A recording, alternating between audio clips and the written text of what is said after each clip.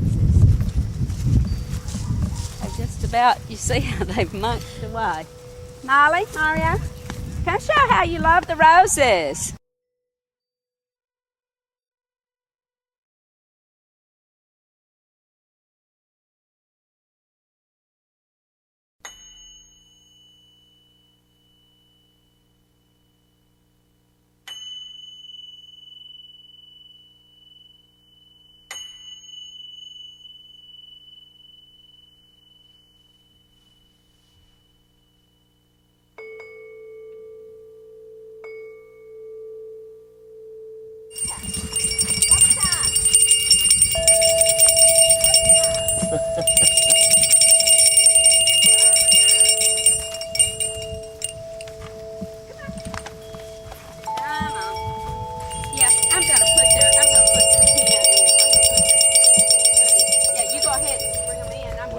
Wait a minute.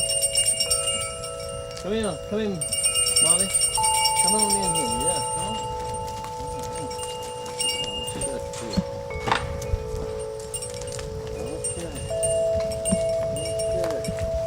Wait, I'm gonna feed them in here.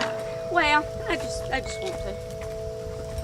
What I do, Lisa, before I feed, I have to get close to them, so because they will knock me down. They will get excited. And they will snort like hogs feeding.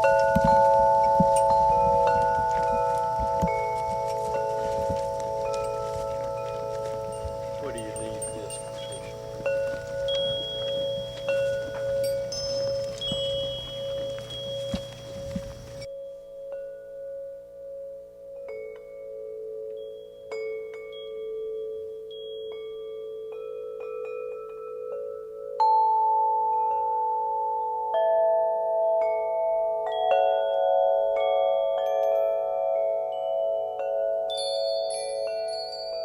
One of the funny things I want to tell my grandchildren, Christopher and Matthew and Ansley, is that when I was a freshman in college, we had to take what was called the Cooter Preference Test.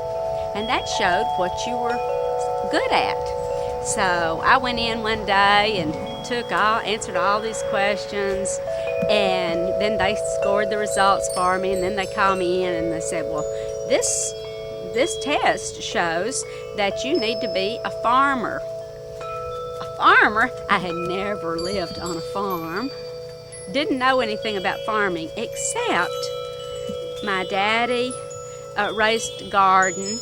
In fact, when my grandson Christopher, or rather my son Scott, was about Christopher's age, Daddy had a farm, and it wasn't really his farm, but he had a little garden plot on a friend's farm. And Scott would go out with him, and he had a mule named Jenny, and he would plow his garden with that mule. And also my grandparents, one set lived in Haynesville. They had cows and chickens, and they made their own butter.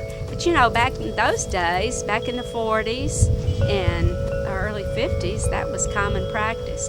And then my other set, the Teal grandparents, had a chicken farm, and we would go over there. Didn't go very often. They lived in Atlanta, Texas, but I loved to go over there. I was fascinated by those chicken houses that they had and raised all those chickens. So I guess it was just in my DNA.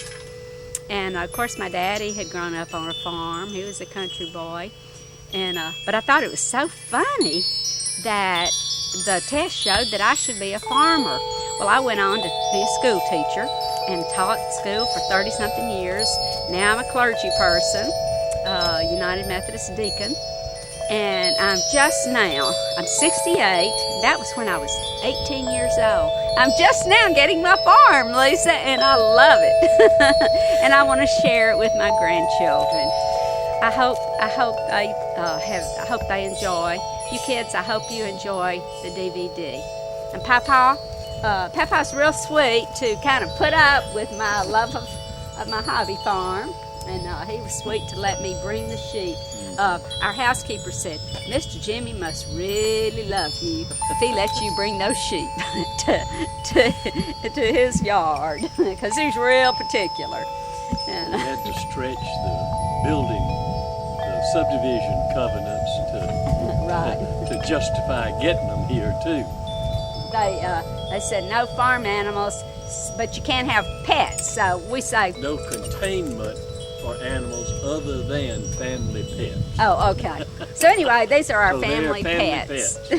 Lisa, you see those two bluebirds up there? Now one of them is the daddy and one of them is the mama. And I'm going to show you the bluebird box on the other side of that light pole.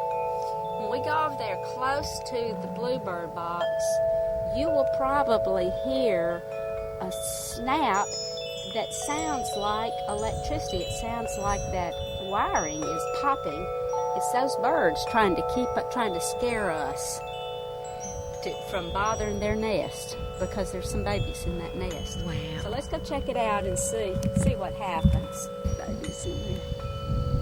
Yep, I see babies.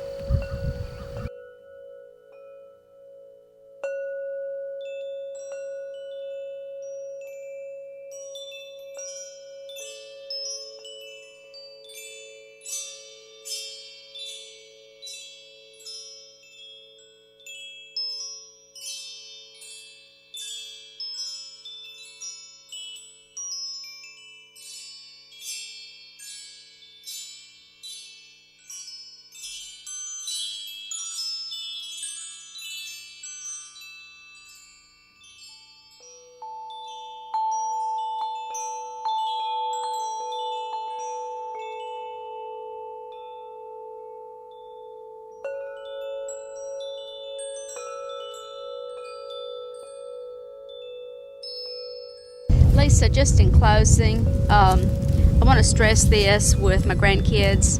Christopher, you know this more about me than Ansley and Matthew do. But kids, I want you to know how important nature is to me, and how important it is that as Christians we are called to sustain the planet. So we have to be very concerned when we see pollution, when we see trash on the side of the road. We have to be very concerned about those things, and we have to do our part in picking up trash. I keep a compost pile. You see all this brush right here. All this was going to be burned up, and I persuaded the people who were going to burn up all this compost. I said, let me have it. And I use this for mulch, and it produces great dirt for my garden, for my tomatoes, and you see how wonderful. And then every morning after I finish my coffee, I put my coffee grounds into this. Old newspapers, you see scraps of paper along here. That decays, it goes into the dirt. The worms love the old newspaper. You see, after I pull weeds off my garden, I throw them out here, and that becomes compost. That'll make good dirt. And then after it makes good dirt, about 6 months, then I'm able, and also I use my sheep manure. That's another benefit. I have homemade fertilizer.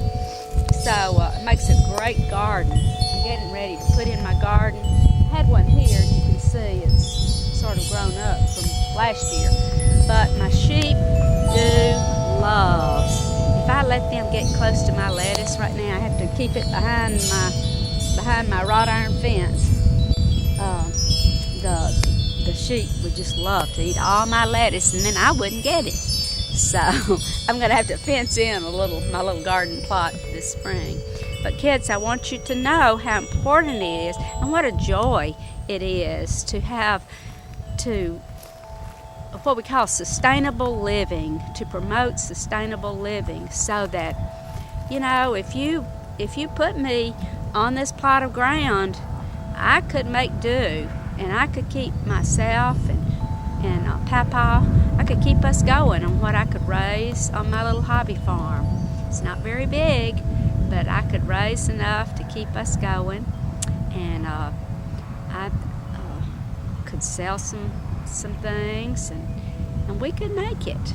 We could definitely make it. So I want you kids to grow up. I want you to be thrifty. I don't want you to think about, oh well, I just throw this away. I'm tired of these old clothes, so I'm just going to throw them away. Give them to somebody. Give them to the poor person who doesn't have any clothes. Or when you get tired of your tennis shoes and you want some new tennis shoes, you give your tennis shoes to the Goodwill store or thrift shop, and some poor person can come along, and they couldn't afford fancy shoes like you can. They couldn't go to the store and buy expensive shoes like you kids can. But they could go to the thrift shop. They buy your shoes for maybe $1. And the kids would be so proud. So you remember that. And most of all, remember how much I love you.